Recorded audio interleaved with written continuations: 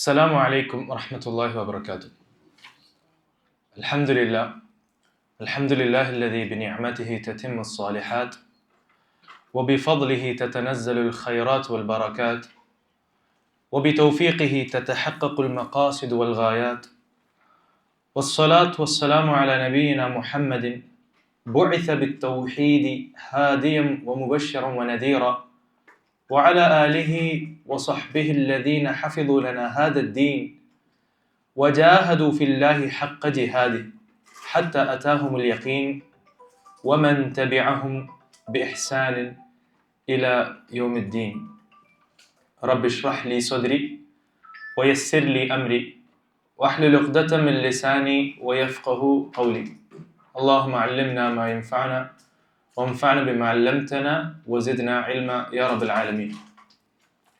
ഏറ്റവും ആദരണീയരായ സത്യവിശ്വാസികളെ, പഠിതാക്കളെ, അല്ലാഹു സുബ്ഹാനഹു വ തആലയുടെ വിധിവിലക്കുകൾ കഴിവിൻ്റെ പരമാവധി രഹസ്യ പരസ്യ ജീവിതത്തിൽ പാലിച്ചുകൊണ്ട് ജീവിക്കണമെന്ന് എന്നോടെന്ന പോലെ നിങ്ങൾ ഓരോരുത്തരെയും ഓർമ്മപ്പെടുത്തുകയാണ്, വസിയ്യത്ത് ചെയ്യുകയാണ്.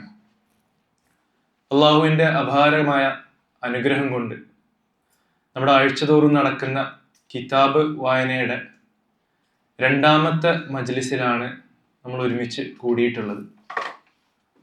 മഹാന്മാരായിട്ടുള്ള അഹ്ലുസുന്നയുടെ ചരിത്രത്തിൽ തന്നെ ദീനിന് വലിയ ഖിദ്മത്തുകൾ നിർവഹിച്ച പ്രഗത്ഭ പണ്ഡിതന്മാരുടെ കൃതികൾ ഒന്ന് കണ്ണോടിച്ച് നോക്കുക, വായിച്ച് ചർച്ച ചെയ്ത് പോവുക എന്നതാണ് ഇത്തരം മജ്ലിസുകളുടെ ഉദ്ദേശം. റസൂൽ സല്ലല്ലാഹു അലൈഹി വസല്ലമ പറഞ്ഞതുപോലെ, മൻ സലക തരീഖൻ യൽതമിസു ഫീഹി ഇൽമ സഹ്ഹലല്ലാഹു ലഹു ബിഹി തരീഖൻ ഇലൽ ജന്ന. അല്ലാഹുവിൻ്റെ ദീൻ പഠിക്കാൻ ഒരാൾ പുറപ്പെട്ടാൽ അല്ലാഹു സുബ്ഹാനഹു വ തആല അവൻക്ക് സ്വർഗത്തിലേക്ക് എത്താനുള്ള മാർഗം അത് എളുപ്പമാക്കി കൊടുക്കും എന്ന് റസൂൽ സല്ലല്ലാഹു അലൈഹി വസല്ലമ പഠിപ്പിച്ചത് കാണാം. അതുകൊണ്ട് പ്രിയപ്പെട്ടവരെ, നമ്മുടെ ഈ ഒരു പരിശ്രമം, നമ്മുടെ ഈ ഒരു തയ്യാറെടുപ്പും നമ്മളെല്ലാവരും കൊതിക്കുകയും സ്വപ്നം കാണുകയും ചെയ്യുന്ന സ്വർഗത്തിലേക്കുള്ള നമ്മുടെ മാർഗം എളുപ്പമാക്കി തരികയാണ് എന്ന് ഓരോരുത്തരും ഓർക്കുക. അതിനുള്ള തൗഫീഖ് അല്ലാഹു സുബ്ഹാനഹു വ തആല നമുക്കെല്ലാവർക്കും തന്ന് അനുഗ്രഹിക്കുമാറാട്ടെ. ഈ ഒരു റിസാല ഷെയ്ഖ് മുഖ്ബിൽ വാദിഇ റഹിമഹുല്ലാഹു തആല അള്ളാഹുവിൻ്റെ ദീൻ പഠിക്കാൻ വേണ്ടി തയ്യാറായവർക്ക്, അതിനുവേണ്ടി പരിശ്രമിച്ചുകൊണ്ടിരിക്കുന്നവർക്ക്, അവരെ ഉദ്ദേശിച്ചുകൊണ്ട് ഒരു 13 നസീഹത്തുകളാണ് ഈ ഒരു പുസ്തകത്തിൽ ഉള്ളടക്കത്തിൽ അല്ലെങ്കിൽ അതിൻ്റെ കണ്ടന്റിലുള്ളത്. തുല്ലാബുൽ ഇൽമുകളെ ഉദ്ദേശിച്ചിട്ടാണെങ്കിൽ പോലും ഏതൊരു സാധാരണക്കാരനും വളരെ പ്രാധാന്യത്തോടു കൂടി മനസ്സിലാക്കേണ്ടതായിട്ടുള്ള, ഏതൊരു വിശ്വാസിയും അറിഞ്ഞിരിക്കേണ്ട പ്രധാനപ്പെട്ട നസീഹത്തുകളും ഉപദേശങ്ങളുമാണ് അതിൽ അടങ്ങിയിട്ടുള്ളത്. അപ്പൊ നമുക്കൊന്ന് നോക്കാം. ഷെയ്ഖ് റഹിമഹുല്ലാഹു തആല ഏതൊരു വിശ്വാസിയും, ഒരു മുഅ്മിനും, ഒരു താലിബുൽ ഇൽമും ഏറ്റവും മർമ്മ പ്രധാനമായി അറിഞ്ഞിരിക്കേണ്ട ഒരു വിഷയം വെച്ചിട്ടാണ് ഈ ഒരു റിസാല ആരംഭിച്ചതായിട്ട് കാണുന്നത്. ആ വിഷയം സംസാരിക്കുന്നതിന് മുമ്പ് പ്രിയപ്പെട്ടവരെ, നമ്മളിന്ന് സംസാരിക്കാൻ പോകുന്നത് വളരെ ഉന്നതമായ ഒരു പദവിയെക്കുറിച്ചാണ് നമ്മൾ സംസാരിക്കാൻ പോകുന്നത്. മനുഷ്യരിൽ വളരെ കുറച്ച് ചെറിയൊരു വിഭാഗത്തിന് മാത്രം അതിൻ്റെ കമാലിലേക്ക് എത്താൻ സാധിക്കുന്ന, വളരെ പ്രത്യേകത അർഹിക്കുന്ന ഒരു വിഷയവുമായി ബന്ധപ്പെട്ടാണ് നമ്മൾ സംസാരിക്കാൻ പോകുന്നത്. നമ്മുടെ ജീവിതത്തിൻ്റെ ലക്ഷ്യം, അള്ളാഹുവിൻ്റെ തൃപ്തി നേടാനുള്ള ഏറ്റവും വലിയ മാധ്യമം, സ്വർഗത്തിലേക്ക് ഒരു ഹിസാബോ ഒരു അദാബോ വിചാരണയോ ശിക്ഷയോ കൂടാതെ നേരിട്ട് സ്വർഗത്തിലേക്ക് എത്താൻ കാരണമാകുന്ന അത്രയും വലിയ ഒരു കാര്യത്തെക്കുറിച്ചാണ് നമ്മൾ ഇന്ന് ചർച്ച ചെയ്യാൻ പോകുന്നത്. ഷെയ്ഖ് മുഖ്ബിൽ റഹിമഹുല്ലാഹു തആല പറയുന്നത്, ഒന്നാമത്തെ കാര്യം അൽ ഇഖ്ലാസ്, ആത്മാർത്ഥത. ഖാല അല്ലാഹു സുബ്ഹാനഹു വ തആല വമാ ഉമിറു ഇല്ലാ ലിയഅ്ബുദുല്ലാഹ മുഖ്ലിസീന ലഹുദ്ദീൻ.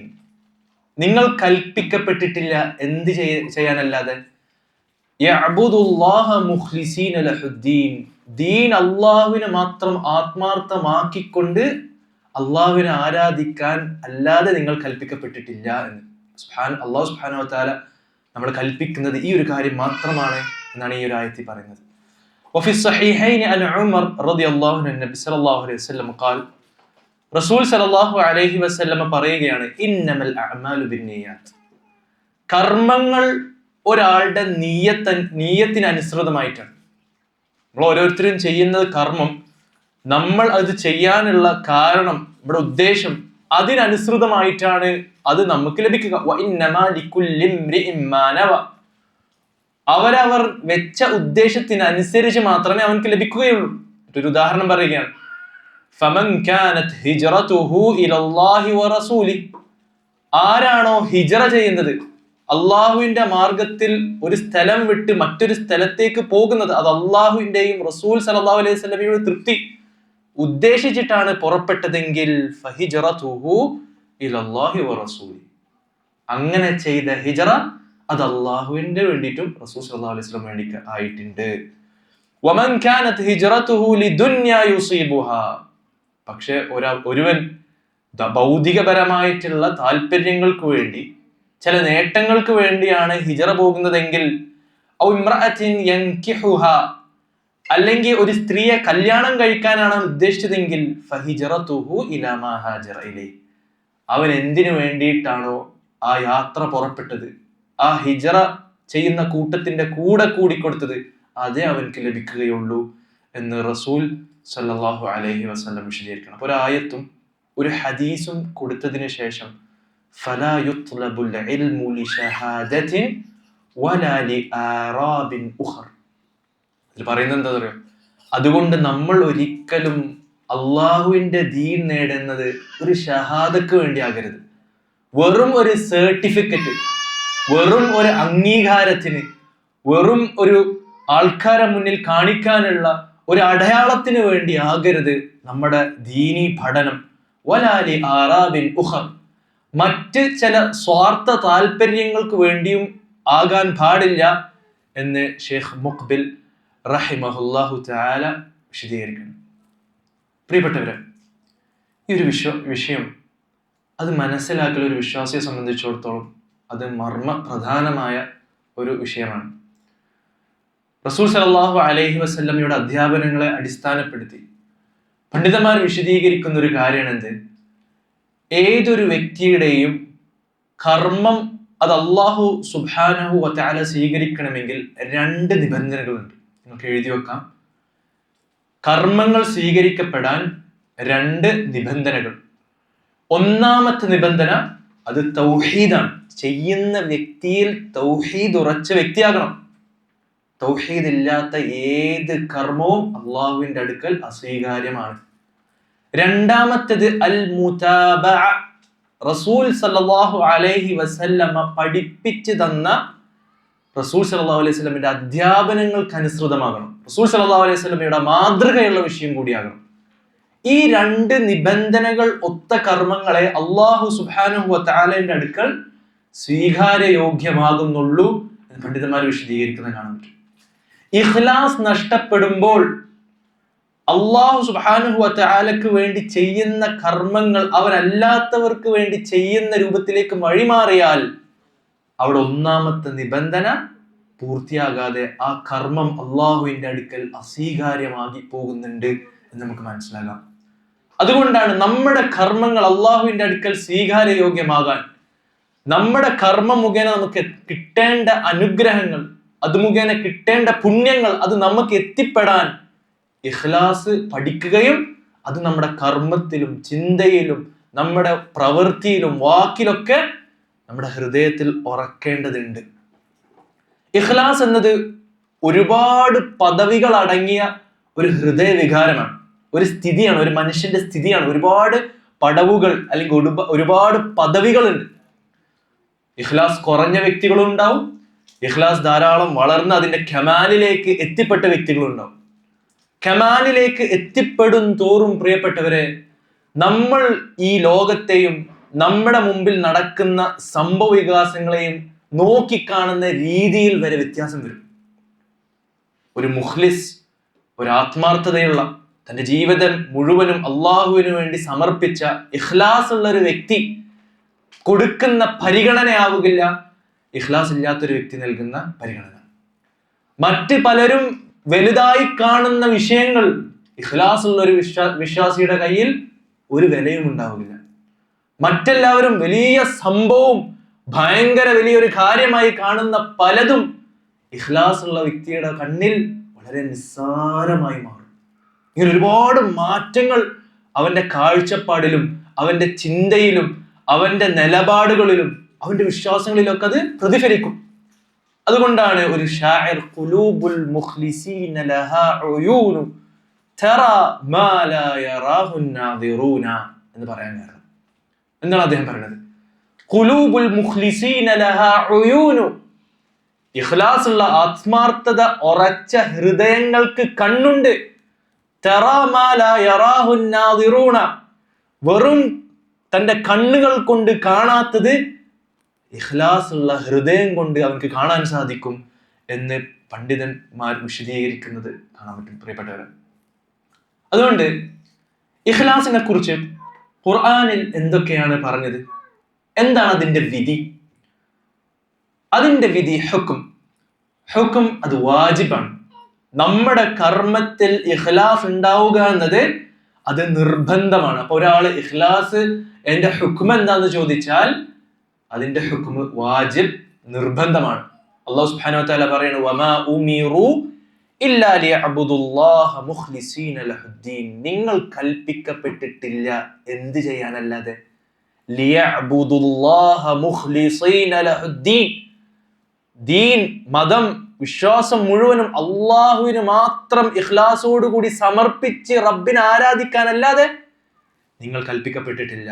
ഇന്നാ അൻസൽനാ ഇലൈക്കൽ കിതാബ ബിൽ ഹഖ് ഫഅബ്ദുല്ലാഹ മുഖ്ലിസീന ലഹുദ്ദീൻ. അല്ലാഹു സുബ്ഹാനഹു വ തആല സത്യം ഉള്ളടങ്ങിയ ഈ ഒരു കിതാബ്, ഈ ഒരു വിശുദ്ധ ഗ്രന്ഥം ഇറക്കിയിരിക്കുന്നു നിങ്ങളിലേക്ക്.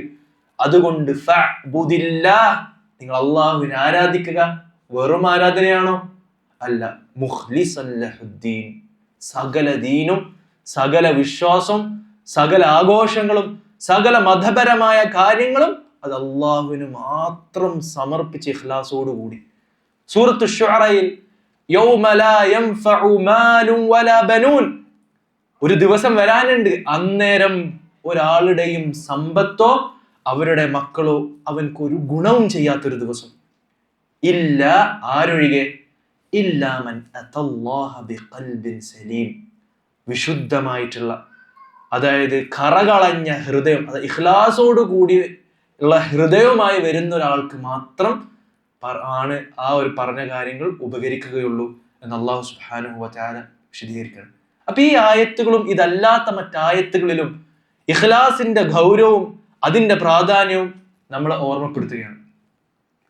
ചില നുസൂസുകളിൽ പ്രിയപ്പെട്ടവരെ നമ്മളൊക്കെ വലിയ അത്ഭുതം തോന്നിപ്പിക്കുന്ന പല സംഭവങ്ങളെയും കുറിച്ച് വിശദീകരിക്കുന്നത് നമുക്ക് കാണാൻ പറ്റും. യഥാർത്ഥത്തിൽ ഇഖ്ലാസ് ഒരാളിൽ ഒത്തുചേർന്നാൽ നമ്മുടെ പ്രവർത്തനങ്ങളിൽ അത് ചെറുതാണെങ്കിൽ പോലും ഇഖ്ലാസ് ഉണ്ടെങ്കിൽ അള്ളാഹു അതിന് നൽകുന്ന പുണ്യങ്ങൾ, അള്ളാഹു അതിന് നൽകുന്ന ജസാ അത് സങ്കല്പങ്ങൾക്കും അപ്പുറമാണ് എന്ന അത്തരം നുസൂസുകൾ നമുക്ക് പഠിക്കുമ്പോൾ ബോധ്യപ്പെടുന്ന ഒരു കാര്യമാണ്. ഇപ്പൊ ഒരു ഉദാഹരണത്തിന് ഹദീസുൽ ബതാഖ അല്ലെങ്കിൽ ഹദീസു സാഹിബ് സിജില്ലാത്ത് 99, ഇങ്ങനെ വ്യത്യസ്ത അർത്ഥങ്ങൾ വ്യത്യസ്ത പേരുകളിൽ വരുന്ന ഒരു ഹദീസ് ഉണ്ട്. ആ ഹദീസിന്റെ ഒരു ഉള്ളടക്കം എന്താണ്? അല്ലാഹു സുബ്ഹാനഹു വ തആലയുടെ അടുക്കൽ ഒരാള് കൊണ്ടുവരപ്പെടും. യൗമുൽ ഹിസാബിന്റെ കാലമാണ്, വിചാരണയുടെ ആ വേളയാണ്. അങ്ങനെ അദ്ദേഹം കൊണ്ടുവരപ്പെടുമ്പോൾ അദ്ദേഹത്തിന്റെ ഏടുകൾ അള്ളാഹു സമർപ്പിക്കും. ഏകദേശം 99 തിന്മകളുടെ കണ്ണെത്താ ദൂരം വരെ നീണ്ടു നിൽക്കുന്ന രേഖകൾ, ഏടുകൾ അല്ലാഹു സുബ്ഹാനഹു വ തആല നിവർത്തി കൊടുക്കും. അവന്റെ തിന്മയുടെ തുലാസിൽ അത് വെക്കും, നന്മയുടെ തുലാസിൽ അവൻക്കൊന്നുമില്ല. അപ്പൊ അല്ലാഹു സുബ്ഹാനഹു വ തആല അദ്ദേഹത്തോട് ചോദിക്കുന്നുണ്ട്, അതുൻകിറു മിൻ ഹാദാ ഷൈഅൻ, ഈ കണ്ണെത്താ ദൂരം വരെ നീണ്ടു നിൽക്കുന്ന 99 ഏടുകളിലുള്ള ഏതെങ്കിലും ഒരു തിന്മ നീ നിഷേധിക്കുന്നുണ്ടോ എന്ന് ചോദിക്കും. എൻ്റെ ഹഫളത്തുകളായിട്ടുള്ള മലക്കുകൾ കർമ്മങ്ങൾ എഴുതി വെക്കുന്ന ആരെങ്കിലും നിന്നോട് ദുൽമ കാട്ടിയിട്ടുണ്ടോ എന്ന് ചോദിക്കും. അദ്ദേഹം പറയുന്നത് ലാ യാ റബ്ബ്, റബ്ബേ ഇല്ല, അവരുള്ളത് തന്നെയാണ് എഴുതിയത്. അങ്ങനെ അല്ലാഹു സുബ്ഹാനഹു വ തആല ചോദിക്കാണ്, അഫലക ഉദ്ർ, താങ്കൾക്ക് എന്തെങ്കിലും എക്സ്ക്യൂസ് ഉണ്ടോ, എന്തെങ്കിലും ന്യായമുണ്ടോ ഈ കാര്യങ്ങൾ ചെയ്തതിന്? അദ്ദേഹം പറയും ലാ യാ റബ്ബ്, പടച്ച റബ്ബേ എൻ്റെ കയ്യിൽ ഒരു ന്യായമില്ല. അങ്ങനെ അല്ലാഹു സുബ്ഹാനഹു വ തആലയുടെ വിധിക്ക് വേണ്ടി കാത്തിരിക്കുന്ന നിരാശനായ ഒരു മനുഷ്യൻ. ഫയഖൂലു, അപ്പോൾ അല്ലാഹു സുബ്ഹാനഹു വ തആല അവനോട് പറയും, ബല ഇന്ന ലക ഇൻദനാ ഹസന. അല്ലാഹു സുബ്ഹാനഹു വ തആല പറയണെന്ത്? താങ്കളുടെ ഒരു കർമ്മം എൻ്റെ പക്കലുണ്ട് എന്ന് പറഞ്ഞു. ഫഇന്നഹു ലാ ദുൽമ അലൈക അൽയൗം, ഇന്നൊരാളും താങ്കളും ഒരാളും അതിക്രമം നേരിടേണ്ട ഒരു സാഹചര്യം വരികയില്ല. ഫതഖ്റുജു ബിതാഖതൻ ഫീഹാ അഷ്ഹദു അല്ലാ ഇലാഹ ഇല്ലല്ലാഹ് വഅഷ്ഹദു അന്ന മുഹമ്മദൻ അബ്ദുഹു വറസൂലുഹു. അങ്ങനെ ഒരു ചെറിയ ബിതാഖ, ഒരു കാർഡ് കൊണ്ടുവരപ്പെടും. ആ കാർഡിൽ അഷ്ഹദു അല്ലാ ഇലാഹ ഇല്ലല്ലാഹ് വഅഷ്ഹദു അന്ന മുഹമ്മദൻ, കലിമത്തു തൗഹീദാണ് എഴുതി വെച്ചിട്ടുള്ളത്. ഉഹ്ദുർ വസ്നക്. അങ്ങനെ അല്ലാഹു സുബ്ഹാനഹു വ തആല ഇത് നന്മയുടെ തുലാസിൽ കൊണ്ടുപോയി വെക്കാൻ വേണ്ടി കൽപ്പിക്കും. അങ്ങനെ അദ്ദേഹം ഇത് നോക്കണ്, നന്മയുടെ ഒരു ചെറിയൊരു ബതാക്കയും തിന്മകളുടെ 99 കണ്ണെത്താ ദൂരം വരെ നിൽക്കുന്ന നീണ്ടു നിൽക്കുന്ന ഏടുകൾ. അങ്ങനെ അദ്ദേഹം ചോദിക്കാണ്, പടച്ച റബ്ബേ, യാ റബ്ബ് മാ ഹാദിഹിൽ ബതാഖ മാ ഹാദിഹി സിജില്ലാത്ത്. പടച്ച റബ്ബേ, ഈ ഒരു ചെറിയ വറഖ, ഈ ഒരു ബതാഖ, ഈ കാണുന്ന ഏടുകളുടെ മുന്നിൽ എന്ത് വിലയാണുള്ളത് റബ്ബേ എന്ന് അദ്ദേഹം ചോദിക്കുകയാണ്. അപ്പൊ അല്ലാഹു സുബ്ഹാനഹു വ തആല പറയണത്, ഇന്നക ലാ തുദ്ലം, താങ്കൾക്കെതിരെ അതിക്രമം പ്രവർത്തിക്കപ്പെടുകയില്ല. അങ്ങനെ ആ ഹദീസിന്റെ അവസാനത്തിൽ കാണുന്നത് എന്താ? ആ ബതാഖ വെച്ചതും ആ തുലാസ് കനം തൂങ്ങി താഴേക്ക് വീഴുകയും അദ്ദേഹത്തിന്റെ നന്മയുടെ തുലാസ് മുകളിലേക്ക് തെറിക്കുകയും ചെയ്തു എന്ന് ആ ഹദീസിൽ കാണാൻ പറ്റും. ഫതാശത്തിസ് സിജില്ലാത്ത് വസഖുലത്തിൽ ബിതാഖ. പ്രിയപ്പെട്ടവരെ, ഈ ഒരു ഹദീസ് വിശദീകരിക്കുന്നിടത്ത് പണ്ഡിതന്മാർ വിശദീകരിക്കുന്നത് കാണാൻ പറ്റും. അദ്ദേഹം ഷഹാദത്ത് കലിമ അത് ചൊല്ലിയത് വളരെ ആത്മാർത്ഥതയോട് കൂടിയിട്ടാണ്, വളരെ ഇഖ്ലാസോട് കൂടിയിട്ടാണ്. അപ്പൊ അദ്ദേഹം ആ ഇഖ്ലാസോട് കൂടി ചെയ്ത ആ ഒരൊറ്റ കർമ്മം മല പോലെ നീണ്ടു നിൽക്കുന്ന, കണ്ണെത്താ ദൂരം വരെ നീണ്ടു നിൽക്കുന്ന ആ തിന്മകളെ എല്ലാം മായ്ച്ചു കളഞ്ഞു എന്ന് പണ്ഡിതന്മാർ വിശദീകരിക്കണ കാണാൻ പറ്റും. അപ്പൊ ഇവിടെയും ആ വ്യക്തിയെ രക്ഷിച്ചത് അവരുടെ ഇഖ്ലാസ് ആയിരുന്നു. മറ്റൊരു റസൂൽ സല്ലല്ലാഹു അലൈഹി വസല്ലമയുടെ ഹദീസിൽ, ഹദീസുൽ ദാനിയ മഅൽ കൽബ്, ഒരു വ്യഭിചാരിണിയായിട്ടുള്ള ഒരു സ്ത്രീ ദാഹിച്ചു വലഞ്ഞ് മരുഭൂമിയുടെ നടുക്കലുള്ള ഒരു കിണറ്റിൽ ചെന്ന് ദാഹം ശമിപ്പിക്കാൻ വേണ്ടി അവിടെ നിന്ന് വെള്ളം എടുത്തു കുടിക്കുമ്പോൾ കാണുന്നത് എന്താ? കിണറ്റിനരികിൽ ദാഹിച്ച് വലഞ്ഞു നിൽക്കുന്ന ഒരു നായയെ കാണുന്നു. അങ്ങനെ ആ സമയത്ത് ആ സ്ത്രീ വളരെ കഷ്ടപ്പെട്ടുകൊണ്ട്, വളരെ അധ്വാനിച്ചുകൊണ്ട് ആ കിണറ്റിൽ നിന്ന് വെള്ളമെടുത്ത് ആ നായക്ക് കൊടുക്കുകയും ആ കർമ്മം കാരണം ആ സ്ത്രീയുടെ സകല തിന്മകളും അല്ലാഹു പുറത്ത് സ്വർഗത്തിലേക്ക് എത്തിച്ചു എന്ന് കാണാൻ പറ്റും. ആ ചെറിയ നിസ്സാരമായ ഒരു കർമ്മം ബാഹയായിട്ടുള്ള വളരെ മോശപ്പെട്ട മ്ലേച്ഛതകളിൽ ഏർപ്പെടുന്ന ആ സ്ത്രീയുടെ തിന്മകൾ പൊറുക്കാൻ കാരണം എന്താ? അവരുടെ ഇഖ്ലാസാണ്. പണ്ഡിതന്മാർ വിശദീകരിച്ച് കാണാൻ പറ്റും. അപ്പൊ ഇഖ്ലാസുകൾക്ക് അത്ഭുതം സൃഷ്ടിക്കാൻ പറ്റും. നമ്മുടെ തിന്മകളെ പരിപൂർണമായും മായ്ച്ചു കളയാൻ ഉള്ളത് കാരണമാണ് ഇഖ്ലാസ് എന്ന് കാണാൻ പറ്റും. റസൂൽ സല്ലല്ലാഹു അലൈഹി വസല്ലമയുടെ ഹദീസിൽ ഗുഹാമുഖത്ത് കുടുങ്ങിയ 3 വ്യക്തികളെ കുറിച്ച് വിശദീകരിക്കുന്ന ആ ഹദീസിൽ 3 പേരും ആ ഗുഹയിൽ കുടുങ്ങിയപ്പോൾ ഓരോരുത്തരും അള്ളാഹുവിന്റെ വജ്ഹ് ഉദ്ദേശിച്ചുകൊണ്ട് മാത്രം ചെയ്ത കർമ്മങ്ങൾ മുൻനിർത്തി തവസ്സുൽ ചെയ്ത് അള്ളാഹുവിനോട് പ്രാർത്ഥിച്ച ആ ചരിത്രം നമ്മളെല്ലാവരും കേട്ടതാണ്. അവരോരോരുത്തരും ചോദിച്ച, അല്ലെങ്കിൽ അവരോരോരുത്തരും സൂചിപ്പിച്ച അവരുടെ പ്രവർത്തനങ്ങളുടെ പ്രത്യേകത എന്താണ്? ഒരാളുടെയും തൃപ്തി ആഗ്രഹിക്കുകയോ ഒരു ഭൗതികപരമായിട്ടുള്ള താല്പര്യങ്ങളോ കൂടി വരാതെ അള്ളാഹുവിന്റെ തൃപ്തി മാത്രം ആഗ്രഹിച്ചുകൊണ്ട് ചെയ്ത നന്മകളാണ് ആ ഒരു വിപത്തിൽ നിന്ന്, ആ ഒരു അവസ്ഥയിൽ നിന്ന് അവരെ രക്ഷപ്പെടുത്തിയത് എന്ന് കാണാൻ പറ്റും. അവിടെയും ഇഖ്ലാസാണ് അവരെ രക്ഷപ്പെടുത്തിയത്. മറ്റൊരു ഹദീസിൽ റുബ്ബ അശ്അസ മദ്ഫൂഇൻ ബിൽ അബ്വാബ് ലൗ അഖ്സമ അലല്ലാഹി ലഅബറഹ്. റസൂൽ സല്ലല്ലാഹു അലൈഹി വസല്ലമയുടെ ഹദീസിലുണ്ട്, എത്രയെത്ര ആൾക്കാർ അവരുടെ മുടി ജടം പിടിച്ച് കിടക്കുകയാണ്. അവരൊരു വാതിൽക്കൽ ചെന്നൊരു കാര്യം ആവശ്യപ്പെട്ടാൽ ആൾക്കാർ അവരെ ആട്ടി ഓടിക്കും. ദുനിയാവിൽ ഒരു വിലയുമില്ലാത്ത സാധുക്കളിൽ സാധുക്കളായ പല ആൾക്കാരും, അവർ ദുനിയാവിൽ അറിയപ്പെടാത്ത മജാഹിലുകളാണ്, മജ്ഹൂലുകളാണ്. പക്ഷെ മഅറൂഫുൻ ഫിസ്സമാ, അള്ളാഹുവിന്റെ അടുക്കൽ അവർ അറിയപ്പെട്ടവരാണ്. അവരാ ഒരു സ്ഥാനത്തേക്ക് ഉയർത്തിയത് എന്താണ്? അത് ഇഖ്ലാസാണ്. അതുകൊണ്ട് നമുക്ക് ചുറ്റും ആർക്കൊക്കെ സ്വീകാര്യതയുണ്ട്, ആർക്കൊക്കെയാണ് ദീനിൽ അറിയപ്പെട്ടത്, ആരൊക്കെയാണ് നമ്മൾ വലുതായി കാണുന്നത്, അതല്ല അള്ളാഹുവിന്റെ അടുക്കലുള്ള മാനദണ്ഡം. ഇന്ന അക്രമക്കും ഇൻദല്ലാഹി അത്ഖാക്കും, അള്ളാഹുവിന്റെ അടുക്കൽ നിങ്ങളിൽ ഏറ്റവും അക്രം, ഏറ്റവും ഔദാര്യവാൻ, ഏറ്റവും ആദരിക്കപ്പെടുന്നവൻ അത് തഖ്വയുള്ളവനാണ് എന്ന് ഈ ഒരു ഹദീസിന്റെ വെളിച്ചത്തിൽ നമുക്ക് മനസ്സിലാകും.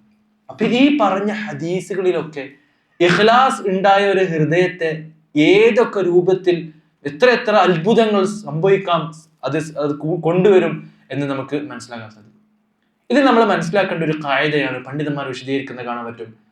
കുല്ലു മുഖ്ലിസിൻ മുവഹിദ്, ഇഖ്ലാസ് ഉള്ള, മുഖ്ലിസായ, പരിപൂർണമായ ആത്മാർത്ഥയുള്ള എല്ലാവരും മുവഹിദാണ്, തൗഹീദുള്ള, തൗഹീദ് പൂർത്തീകരിച്ചവരാണ്. ലകിൻ ലൈസ കുല്ലു മുവഹിദൻ മുഖ്ലിസൻ ഇഖ്ലാസൻ താമ്മൻ, എന്നാൽ എല്ലാ മുവഹിദും, എല്ലാ തൗഹീദുള്ള വ്യക്തിയും പരിപൂർണമായ ഇഖ്ലാസ് നേടിയവരാകണമെന്നില്ല. കാരണം എന്താ? لأن درجات الإخلاص دقيقة ومتعددة. ഇഖ്ലാസിന്റെ പദവികൾ അത് വളരെ ദഖീഖാണ്, മൈന്യൂട്ടാണ്, അത് നിരവധിയും കൂടിയാണ്.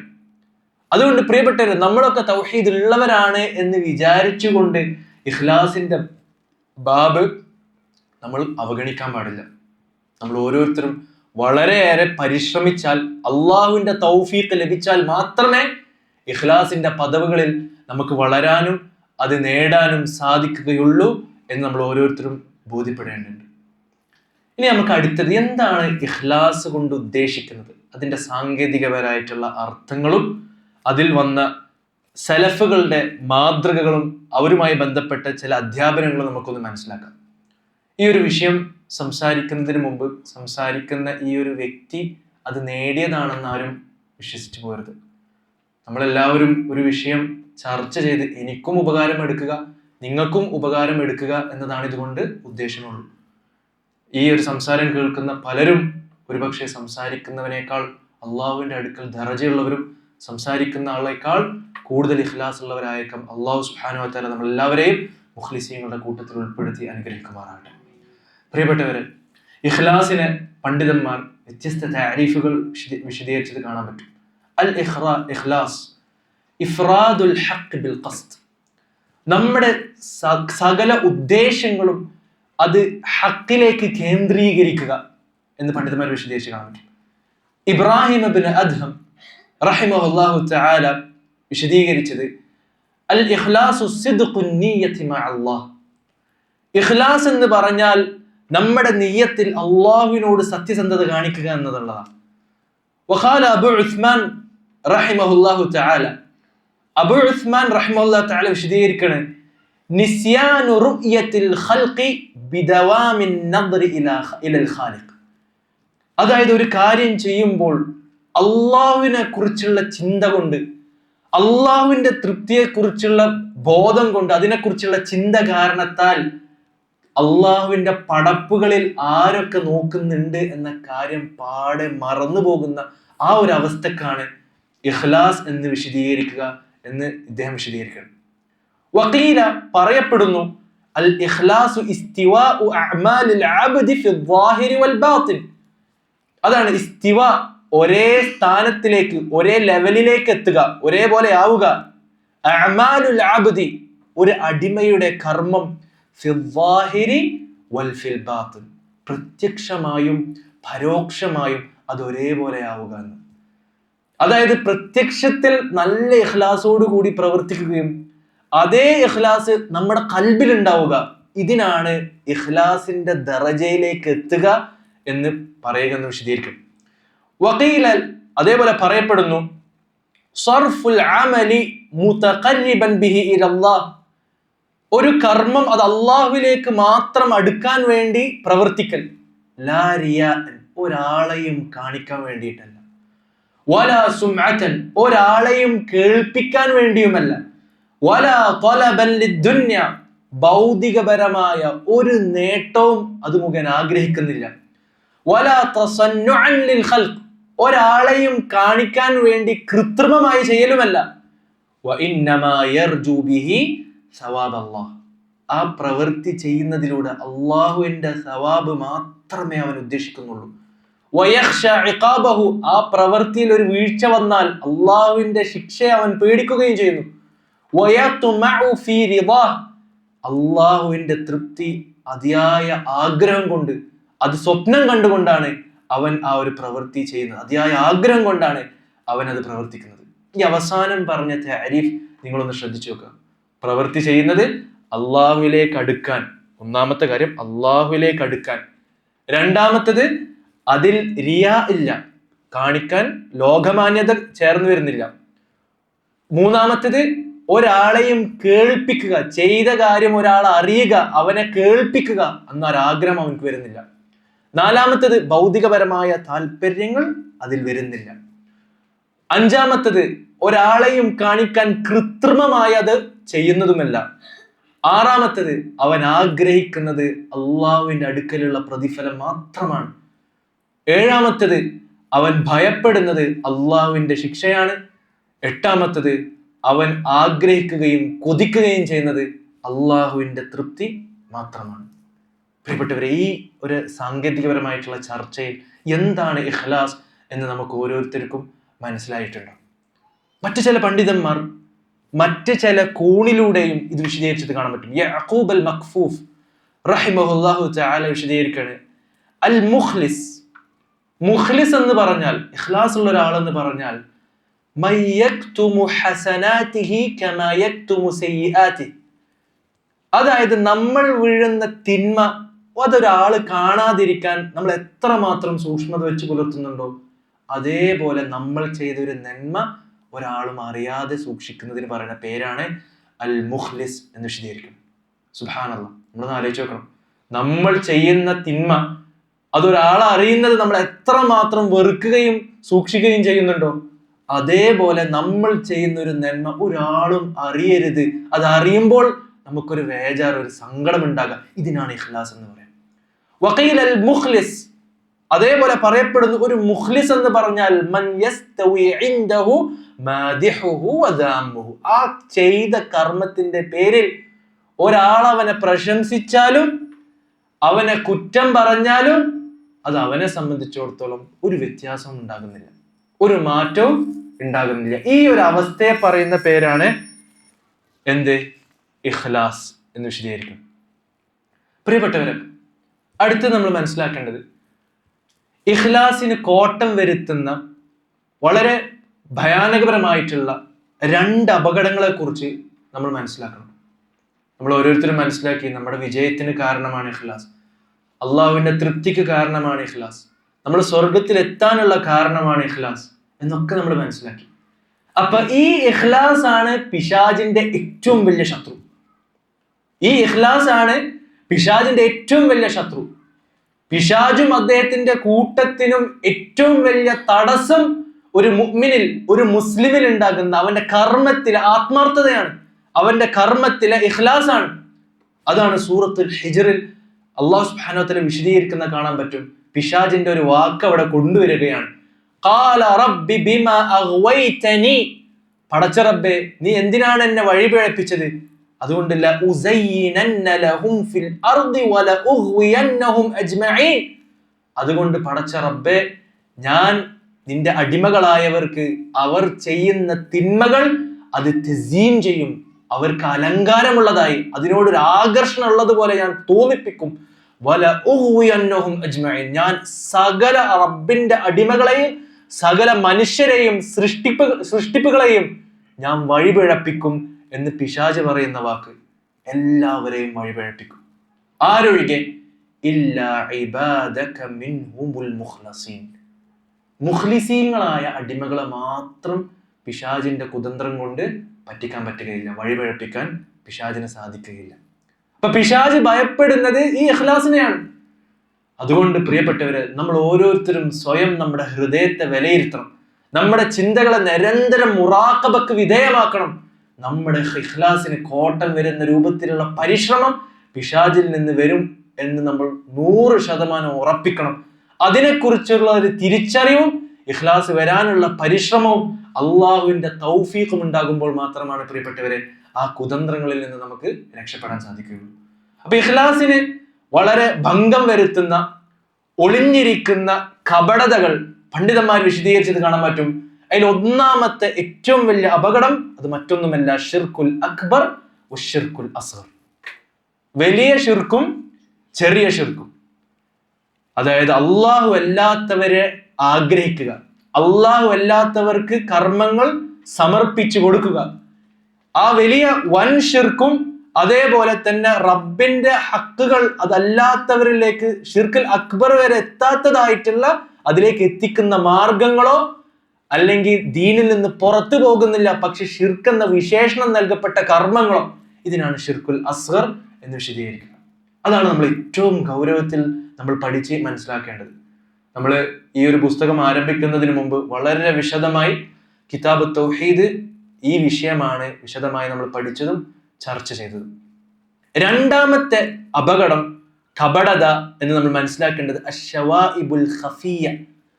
വളരെ ഗോപ്യമായി ഒരാൾ ശ്രദ്ധിക്കാതെ, ആൾക്കാർക്ക് അത് തിരിച്ചറിയാൻ സാധിക്കാതെ അവരുടെ ഹൃദയത്തിൽ കയറിക്കൂടുന്ന ഇഖ്ലാസിന് കോട്ടം വരുന്ന ചില വികാരങ്ങൾ, ചില ആഗ്രഹങ്ങൾ, ചില ചിന്തകൾ, അതിനാണ് അശ്ശവാഇബ് അൽ ഖഫിയ എന്ന് പറയാം.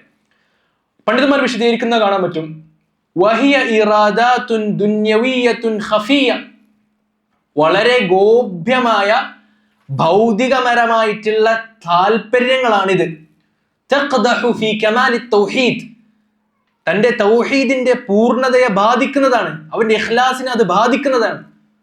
ഈ രണ്ടാമത്തെ ഗണത്തിൽപ്പെട്ട പ്രിയപ്പെട്ടവരെ നമ്മുടെ ഇഖ്ലാസിനെ ബാധിക്കുന്ന ഈ ഒരു കപടത അത് തിരിച്ചറിയാൻ വളരെ പ്രയാസപ്പെട്ട ഒരു കാര്യമാണ്. എത്രത്തോളം എന്ന് വെച്ചാൽ ദീനിൽ മുന്നിട്ട് നിൽക്കുന്ന സ്വാലിഹീങ്ങളും നല്ല മുഅ്മിനീങ്ങൾക്ക് പോലും അത് തിരിച്ചറിയൽ വളരെ ബുദ്ധിമുട്ടുള്ള ഒരു കാര്യമാണ്.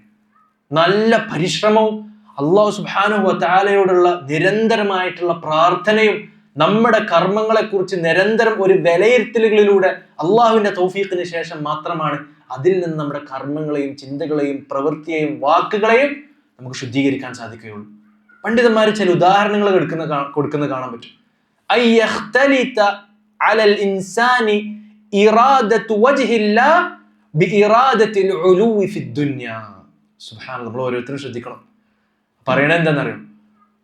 ഒരു കാര്യം, ഒരു സൽക്കർമ്മം, ഒരു ഇബാദത്ത്, ഒരു നല്ല കാര്യം, ഒരു നന്മ, അത് ചെയ്യുന്നതിൻ്റെ കൂടെ ദുനിയാവിൽ ഒരു സ്ഥാനം, ജനങ്ങളുടെ ഒരു സ്വീകാര്യത, ജനങ്ങളുടെ ഇടയിൽ ഒരു നല്ല പേര്, ഇത് അതിൻ്റെ ഇടയിൽ ഒരു ആഗ്രഹം, ഒരു താല്പര്യം നമ്മുടെ നീയത്തിൽ കയറിക്കൂടലാണ് ഈ ഒന്നാമത്തെ ഉദാഹരണം കൊണ്ട് ഉദ്ദേശിക്കുന്നത് കാണാൻ പറ്റും. നമ്മൾ ഓരോരുത്തരും പ്രത്യേകം ശ്രദ്ധിക്കണം. ഇപ്പൊ നമ്മൾ നല്ല നിരക്ക് നിസ്കരിക്കുകയും നല്ല കാര്യങ്ങളൊക്കെ ചെയ്യുക, അല്ലെങ്കിൽ ക്ലാസ്സുകൾക്കൊക്കെ വരുന്ന ഒരാളാണെങ്കിൽ ആൾക്കാരുടെ ഇടയിൽ അവനൊരു നല്ല ആളാണ്, നല്ല വിശ്വസിക്കാൻ പറ്റിയ ആളാണ് എന്നൊരാഗ്രഹം നമ്മുടെ ഹൃദയത്തിൽ വരുന്നത് അതുപോലും നമ്മുടെ ഇഖ്ലാസിന് കോട്ടം വരുത്തുന്ന ഗോപ്യമായ കപടതകളിൽ പെട്ടതാണെന്നാണ് പണ്ഡിതന്മാർ വിശദീകരിക്കുന്നത്. നമ്മുടെ ഇഖ്ലാസിനെ അത് ബാധിക്കും.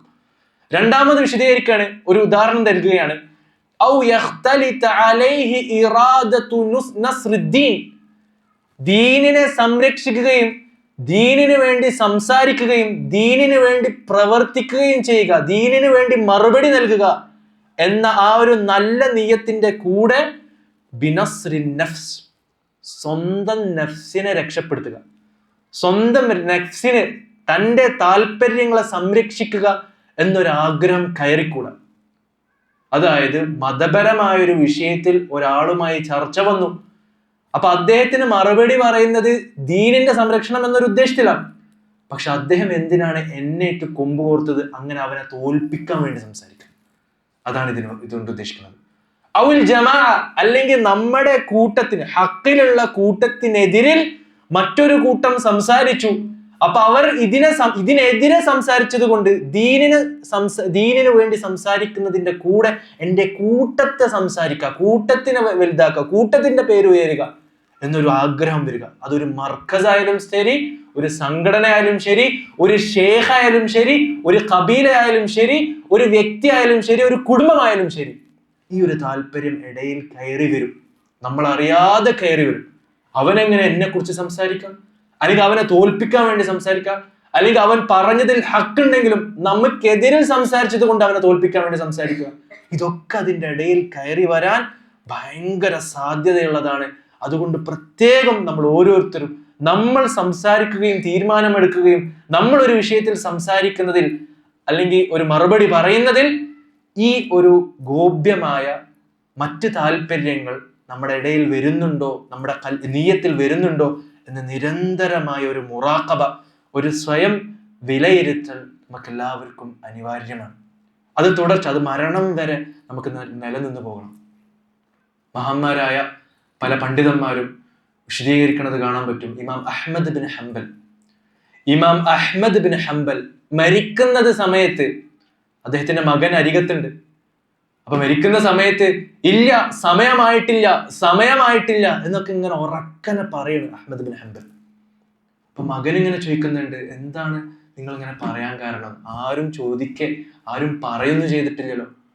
അങ്ങനെ അഹ്മദ് ബിൻ ഹംബൽ പറയണത്ര, ഞാൻ മരണശയ്യയിൽ ഈ കിടപ്പറയിൽ കിടക്കുമ്പോൾ പിശാചന്റെ മനസ്സിൽ വന്ന് വസ്വാസ് ഉണ്ടാക്കണെന്ത്, താങ്കൾ ദീനിന് വേണ്ടി ഒരുപാട് ഖിദ്മത്ത് ചെയ്തു, അള്ളാഹുവിന്റെ തൃപ്തി ലഭിച്ചു, അള്ളാഹുവിന്റെ സ്വീകാര്യത ലഭിച്ചു, നീ രക്ഷപ്പെട്ട് കഴിഞ്ഞു എന്നൊക്കെ പറഞ്ഞിട്ടുള്ള സ്വന്തത്തെ കുറിച്ചുള്ള ഒരു മതിപ്പ് മരണസമയത്ത് പിശാചെന്നെ തോന്നിപ്പിക്കുകയുണ്ടായി. അതുകൊണ്ടാണ് ഞാൻ പറഞ്ഞത്, ഇല്ല, സമയമായിട്ടില്ല, ആ ഒരു ചിന്ത വരാനുള്ള സമയമായിട്ടില്ല എന്ന് അദ്ദേഹം പറഞ്ഞ് സ്വന്തം പിശാചിന്റെ വസ്വാസിനെ അകറ്റി നിർത്താൻ കാണാൻ പറ്റും.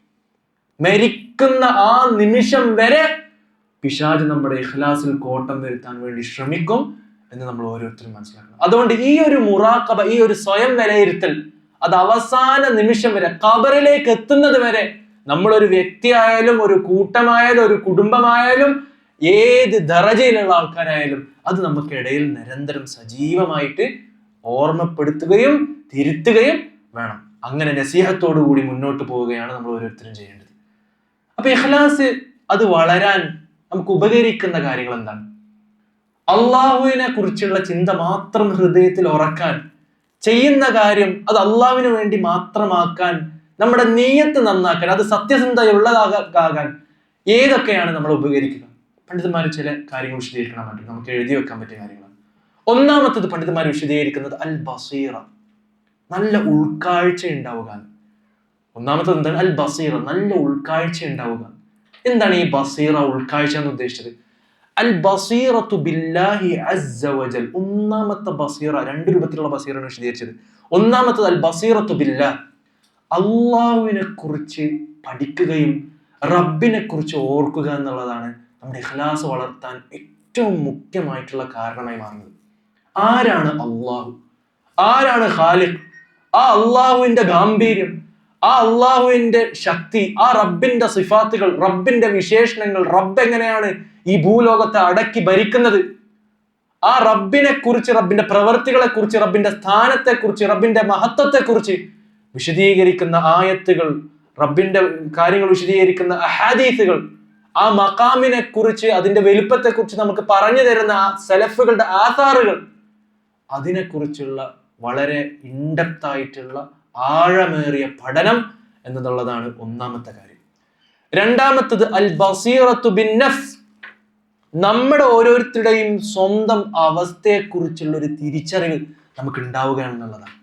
നമ്മളൊക്കെ എത്ര ദുർബലരാണ്, നമ്മളൊക്കെ എത്ര അജ്ഞരാണ്, നമുക്കൊക്കെ എത്ര മറ്റു താല്പര്യങ്ങൾ നമ്മളിലുണ്ട്, എത്ര അബദ്ധങ്ങൾ നമ്മളിൽ വരുന്നുണ്ട് എന്നൊക്കെ നമ്മൾ ഓരോരുത്തരും അതിനെക്കുറിച്ച് തിരിച്ചറിയുക. നമ്മുടെ ഒക്കെ ഒരു ദൗർബല്യതയെക്കുറിച്ച് നമ്മളൊന്ന് ഓർക്കുകയും സ്വന്തത്തെ ഓർമ്മപ്പെടുത്തുകയും ചെയ്യുക എന്നുള്ളതാണ് നമ്മുടെ രണ്ടാമത്തെ ഉൾക്കാഴ്ച. അപ്പൊ നമ്മുടെ ദൗർബല്യതയും നമ്മുടെ ഏറ്റവും താഴ്ന്ന സ്ഥാനവും അള്ളാഹുവിന്റെ വലുപ്പവും ബോധ്യപ്പെടുമ്പോൾ പ്രിയപ്പെട്ടവരെ നമുക്ക് ഇഖ്ലാസ് വർദ്ധിക്കാൻ കാരണമാകും. രണ്ടാമത്തത് തഹ്സീനുൽ അമലി വൽ ഇബാദാതി വൽ മുജാഹദതു ഫീഹ, നമ്മൾ ചെയ്യുന്ന അമലുകൾ, കർമ്മങ്ങൾ, അത് നന്നാക്കാൻ വേണ്ടിയിട്ടുള്ള നല്ല പരിശ്രമം നമ്മളിൽ ഉണ്ടാവണം.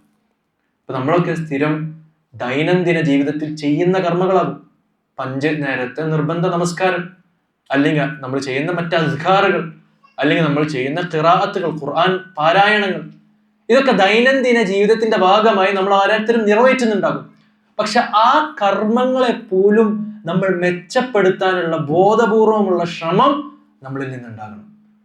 ആ നമസ്കാരത്തിൽ നമ്മൾ ഓതുന്ന ഖുർആനിന്റെ അർത്ഥം അതെന്താണ്, അതിനെക്കുറിച്ച് നിസ്കാരത്തിൽ ഓർക്കാൻ വേണ്ടിയുള്ള പരിശ്രമം. ഇന്ന് എൻ്റെ നിസ്കാരത്തിൽ എത്രമാത്രം ഇഖ്ലാസ്, മറ്റ് കാര്യങ്ങളിലേക്കൊന്നും എൻ്റെ ചിന്ത പോകാതെ ആ ഇമാം ഓതുന്ന സൂക്തങ്ങളെ കുറിച്ച് ചിന്തിക്കാൻ എത്രമാത്രം എനിക്ക് സാധിച്ചു.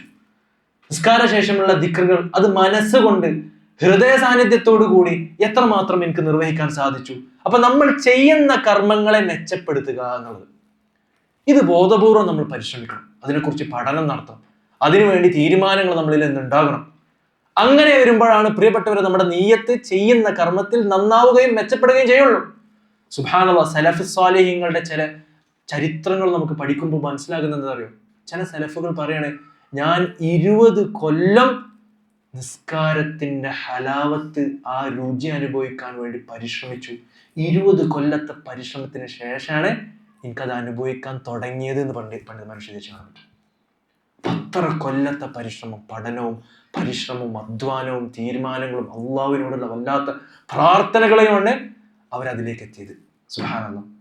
അപ്പൊ അതാണ് രണ്ടാമത്, നമ്മൾ ചെയ്യുന്ന കർമ്മങ്ങളെ കുറ്റമറ്റതാക്കാൻ ശ്രമിക്കുകയും നന്നാക്കാൻ വേണ്ടിയുള്ള പരിശ്രമം നമ്മളിൽ നിന്നുണ്ടാവുക. മൂന്നാമത്തേത് അൽ ഖിറാഅത്തു മിൻ സിയരി സലഫ്. മുൻഗാമികളായ സച്ചരിതരായ സലഫുകളുടെ ചരിത്രം പഠിക്കുകയും അതിനെക്കുറിച്ച് കേൾക്കാൻ വേണ്ടി നമ്മൾ പരിശ്രമിക്കുകയും ചെയ്യും. സ്വഹാബാക്കളുടെ ചരിത്രം, താബിഈങ്ങളുടെ ചരിത്രം, മഹാന്മാരായുള്ള അഹ്ലുസുന്നയുടെ അഇമ്മത്തുകളെ കുറിച്ചുള്ള ചരിത്രങ്ങൾ, അവരുടെ ഉപദേശ നിർദ്ദേശങ്ങൾ, അത് കേൾക്കാനും പഠിക്കാനും വേണ്ടി ഉള്ള പരിശ്രമമാണ് മൂന്നാമത്തെ കാര്യം. നമ്മുടെ ഇഖ്ലാസ് വളരെയേറെ വർദ്ധിക്കാനും നമുക്ക് നന്മകൾ ചെയ്യാനുള്ള ഒരു പ്രേരണയും അതിൽ നിന്ന് കിട്ടും എന്ന് മനസ്സിലാക്കാം.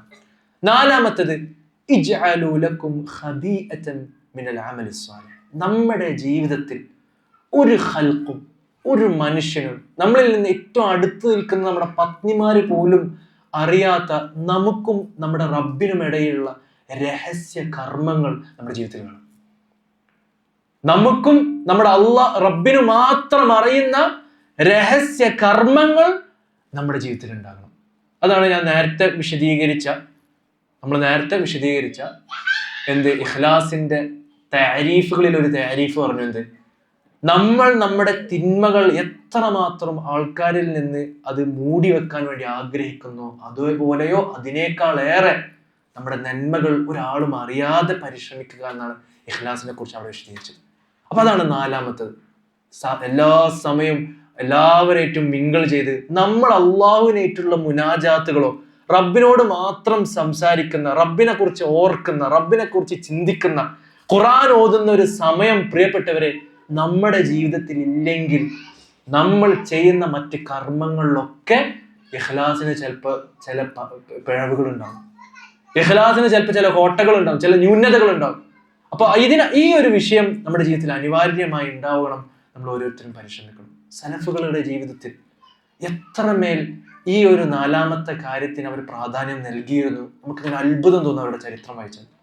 ഒരു ഉദാഹരണത്തിന് മുഹമ്മദ് ബിൻ വാസിഅ റഹിമഹുല്ലാഹു തആല അദ്ദേഹം വിശദീകരിക്കുകയാണ്, ഇൻ കാന അർറജുലു ലയബ്കി 20 സന വംറഅതുഹു മഅഹു ലാ തഅലം ബിഹി. ഞങ്ങളുടെ കൂട്ടത്തിൽ ചില പണ്ഡിതന്മാരുണ്ട്, 20 വർഷമായി അദ്ദേഹം കിടപ്പറയിലിരുന്ന് പ്രാർത്ഥിച്ച് കരയും. കൂടെ കിടക്കുന്ന പത്നിക്ക് പോലും തൻ്റെ ഭർത്താവ് കരയാണെന്ന് അറിയില്ല എന്നാണ് അദ്ദേഹം വിശദീകരിച്ചത്. പിന്നെ അതെങ്ങനെ അറിയണത്? പിറ്റേന്ന് രാവിലെ തൻ്റെ തലയണയോ കിടപ്പറ അതിങ്ങനെ നനഞ്ഞു കിടക്കുന്നത് കാണുമ്പോഴാണ് ഈ പെണ്ണ് അറിയുന്നത്, എൻ്റെ ഭർത്താവ് കഴിഞ്ഞ ദിവസം കരഞ്ഞ് പ്രാർത്ഥിക്കുകയായിരുന്നു അറിയുന്നത്. അത്രമേൽ തൻ്റെ കർമ്മത്തെ സൂക്ഷിച്ചു വെച്ച ചില ചരിത്രങ്ങൾ. ദാവൂദ് ബിൻ അബി ഹിന്ദ് റഹിമഹുല്ലാഹു തആല വിശദീകരിക്കുകയാണ്. അദ്ദേഹം പറയണത്ര, കാന യസൂമു, അദ്ദേഹം ഒരു പണ്ഡിതനെ കുറിച്ച്, അല്ലെങ്കിൽ ഈ ഒരു പണ്ഡിതനെ കുറിച്ച് പണ്ഡിതന്മാർ വിശദീകരിക്കുകയാണ്, കാന യസൂമു 40 സനതൻ. ഈ വ്യക്തി 40 വർഷമായി ഐച്ഛിക നോമ്പുകൾ ധാരാളമായി നിർവഹിക്കുകയാണ്. പക്ഷെ അദ്ദേഹത്തിന്റെ കുടുംബത്തിനോ അദ്ദേഹത്തിന്റെ ഭാര്യമാർക്കൊന്നും അറിയില്ല. രാവിലെ വീട്ടിൽ നിന്ന് പുറപ്പെടും, ഉച്ചക്കുള്ള ഭക്ഷണ പൊതി വീട്ടിൽ നിന്ന് സ്വീകരിച്ചിട്ട് പോണ വഴിക്ക് അത് സ്വതക്ക നൽകും. പിന്നെ വൈകുന്നേരം വീട്ടിൽ മഗ്‌രിബിന് ശേഷം എത്തിയിട്ടാണ് അദ്ദേഹം ഭാര്യന്റെ കൂടെ ഭക്ഷണം കഴിക്കുന്നത്. അങ്ങനെ 40 കൊല്ലം ഒരാളും അറിയാതെ അള്ളാഹുവിന് വേണ്ടി ഐച്ഛികമായി കർമ്മങ്ങൾ നിർവഹിച്ച ചരിത്രം ഇവിടെ വിശദീകരിക്കണം. മറ്റു ചില പണ്ഡിതന്മാരുടെ ചരിത്രങ്ങൾ പറയുന്നത് എന്താണെന്നറിയോ? 20 കൊല്ലമായിട്ട് രാത്രി നിന്ന് നിസ്കരിക്കും, ഭാര്യ ഉറങ്ങാൻ വേണ്ടി ഇങ്ങനെ കാത്തിരിക്കുന്നു. ഭാര്യ ഉറങ്ങിക്കഴിഞ്ഞാൽ എണീറ്റ് നിസ്കരിച്ച് അതേപോലെ കിടക്കും. ഭാര്യനെ നിസ്കരിക്കാൻ വേണ്ടി വിളിക്കുന്നുണ്ടോ, അത് വേറൊരു കാര്യം.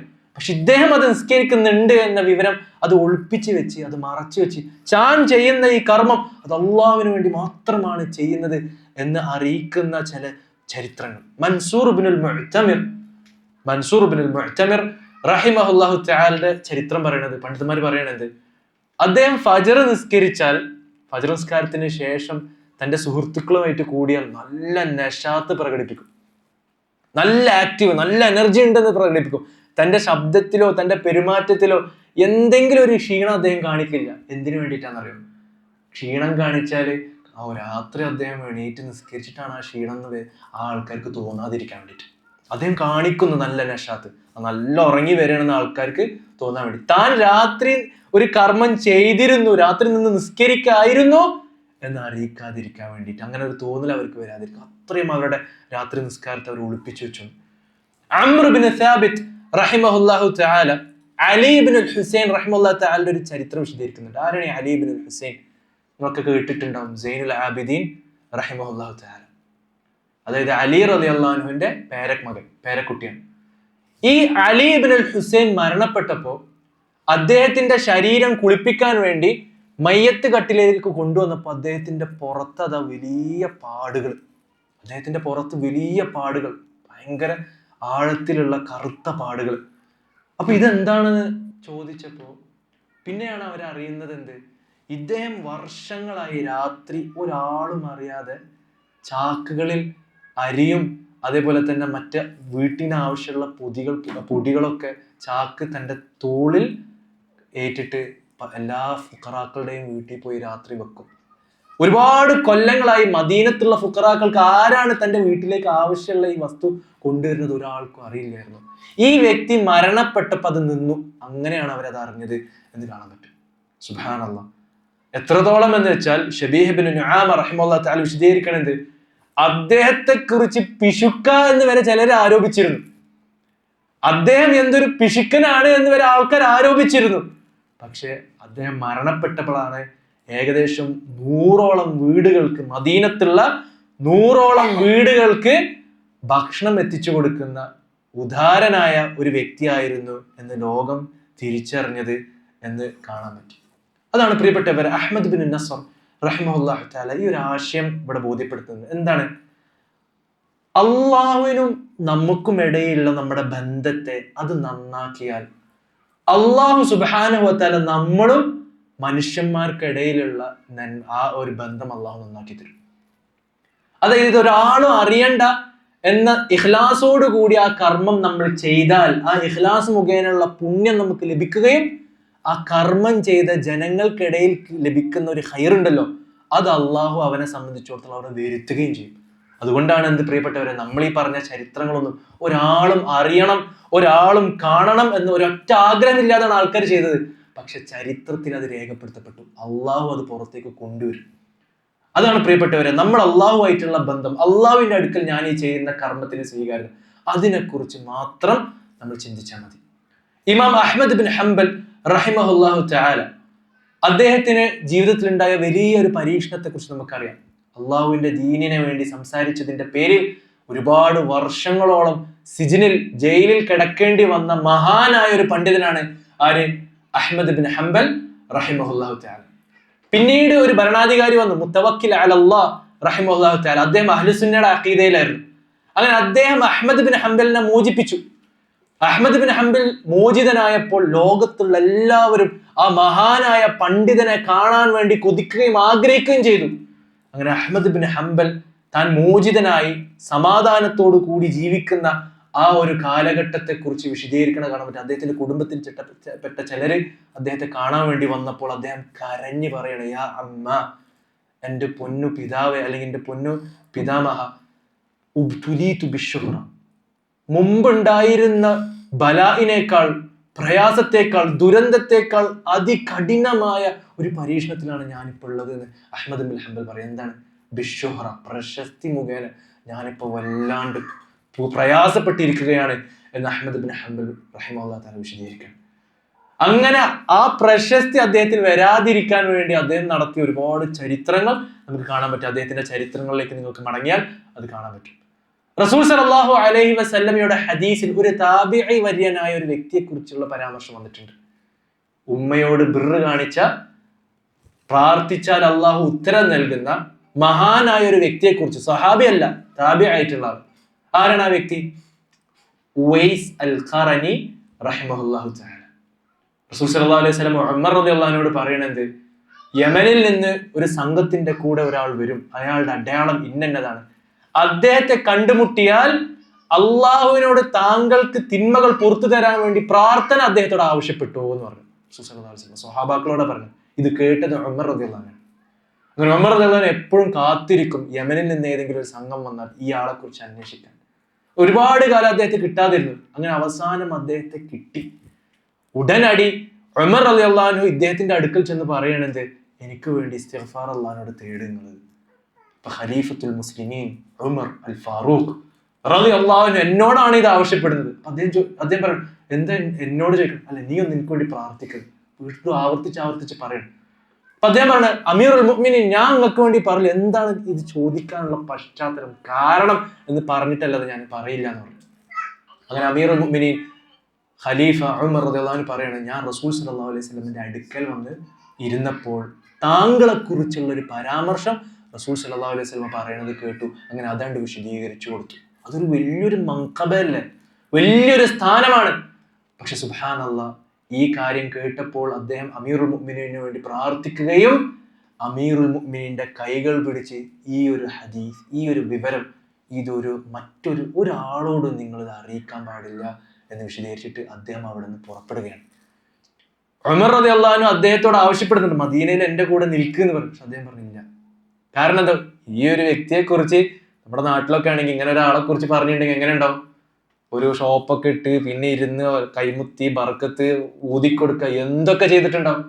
ഇദ്ദേഹം പറഞ്ഞു, ഞാൻ ഈ മദീനയിൽ നിൽക്കില്ല എന്ന് പറഞ്ഞ് അദ്ദേഹം അവിടുന്ന് പുറപ്പെടുകയാണ്. അങ്ങനെ അമീറുൽ മുഅ്മിനീൻ ഉമർ റളിയല്ലാഹു അൻഹു റസൂൽ സല്ലല്ലാഹു അലൈഹി വസല്ലമയുടെ ഹദീസുകൾ പഠിപ്പിക്കുന്ന കൂട്ടത്തിൽ യമനിൽ നിന്നുള്ള ഒരു വ്യക്തിയെ കുറിച്ച് ഇങ്ങനെ വിശദീകരിക്കണം. അപ്പൊ ദൂരെ ദിക്കിൽ നിന്ന് യാത്ര ചെയ്ത പലരും ഈ ഹദീസ് കേട്ടപ്പോൾ ഈ പറയുന്നത്, ഞങ്ങളുടെ നാട്ടിൽ ഈ വിശേഷണത്തിൽ ഒരാളുണ്ടല്ലോ, ഒരു സാധുവായ, ദരിദ്രനായ, ഒരാൾക്കും അറിയാത്ത, ഒരാളും പരിഗണന നൽകാത്ത ഒരാൾ അവിടെ ഉണ്ട്, അദ്ദേഹത്തെ കുറിച്ച് പറയണത് പോലെ ഉണ്ടല്ലോ ഇത് എന്ന് പറഞ്ഞ് അദ്ദേഹത്തിലേക്ക് അവർ തിരിച്ച് യാത്ര ചെയ്ത് അദ്ദേഹത്തെ കാണാൻ പോയ ചരിത്രം കാണാൻ പറ്റും. അങ്ങനെ അദ്ദേഹത്തിന്റെ കൈകളിലേക്ക് പോയി അദ്ദേഹത്തിന്റെ കൈകൾ പിടിച്ച്, താങ്കളാണ് ഉവൈസ് അൽ ഖറനി എന്ന് ചോദിക്കുകയും, നിങ്ങളോട് ഇത് ആരാണ് അറിയിച്ചത്? ഞങ്ങളടുത്ത് ഉമർ ആണ് അറിയിച്ചത് എന്ന് പറയുകയും അദ്ദേഹത്തോട് കാര്യം ആവശ്യപ്പെടുകയും ചെയ്തു. അങ്ങനെ അദ്ദേഹം കൈകൾ പിടിച്ച്, ഇനി ഇത് ആരോട് അറിയിക്കരുത് എന്ന് പറഞ്ഞ് ആ നാടും വിട്ട് മറ്റൊരു നാട്ടിലേക്ക് പോയത് കാണാൻ പറ്റും. അതായത് ഷുഹറത്ത്, പ്രശസ്തിയെ ഭയന്ന് എന്റെ ഈമാനിനെ അത് ബാധിക്കുമോ എന്ന ഭയത്തോടുകൂടി തന്റെ ഈമാനിനെയും ഇഖ്ലാസിനെയും സംരക്ഷിക്കാൻ വേണ്ടിയുള്ള പരിശ്രമം പ്രകടിപ്പിച്ച സലഫ് സാലിഹീങ്ങളുടെ അത്ഭുതകരമായിട്ടുള്ള ചരിത്രങ്ങൾ. അതുകൊണ്ട് പ്രിയപ്പെട്ടവരെ, ഈ ഒരു ചെറിയ സംസാരത്തിലൂടെ, ഈ ചെറിയൊരു ചർച്ചയിലൂടെ നമ്മൾ നമ്മുടെ കർമ്മങ്ങൾ അത് അള്ളാഹുവിന് വേണ്ടി മാത്രമാക്കാൻ, ഇഖ്ലാസ് ഉള്ളതാക്കാനുള്ള ഒരു ചെറിയ പരിശ്രമം എങ്കിലും നമ്മുടെ ജീവിതത്തിൽ നമ്മൾ കൊണ്ടുവരണം. അള്ളാഹു സുബ്ഹാനഹു വ തആല കർമ്മത്തിലും പ്രവൃത്തിയിലും നമ്മുടെ സ്വഭാവത്തിലും നമ്മുടെ നിലപാടുകളിലെല്ലാം ഇഖ്ലാസ് ഉള്ള, അള്ളാഹുവിൻ്റെ പ്രീതി മാത്രം കാക്ഷിച്ചിട്ടുള്ളതാക്കി തീർക്കണമെന്ന് നമ്മൾ ഓരോരുത്തരും പ്രാർത്ഥിക്കണം. അതിനുള്ള തൗഫീഖ് നമുക്ക് എല്ലാവർക്കും അല്ലാഹു സുബ്ഹാനഹു വ തആല തന്ന് അനുഗ്രഹിക്കുമാറാകട്ടെ. നമ്മുടെ കർമ്മങ്ങളിൽ നിന്ന് റിയാഉം സുമഅത്തും അതൊക്കെ ഒഴിവാക്കി നമ്മളെ സംരക്ഷിക്കുന്ന സത്യവിശ്വാസികളുടെ കൂട്ടത്തിൽ അല്ലാഹു സുബ്ഹാനഹു വ തആല നമ്മെ എവരെയും ഉൾപ്പെടുത്തി അനുഗ്രഹിക്കുമാറാകട്ടെ. മുഖ്ലിസീങ്ങളായ റബ്ബിന്റെ നിഷ്കളങ്കരായ അടിമകളുടെ കൂട്ടത്തിൽ നമ്മെ ഏവരെയും അല്ലാഹു സുബ്ഹാനഹു വ തആല ഉൾപ്പെടുത്തി അനുഗ്രഹിക്കുമാറാകട്ടെ. റബ്ബന ആതിനാ ഫിദ് ദുനിയ ഹസന വഫിൽ ആഖിറതി ഹസനതൻ വഖിനാ അദാബൻ നാർ വസല്ലല്ലാഹു അലാ സയ്യിദിനാ മുഹമ്മദ് വഅലാ ആലിഹി വസഹ്ബിഹി അജ്മഈൻ. അസ്സലാമു അലൈക്കും വറഹ്മത്തുള്ളാഹി വബറകാതുഹു.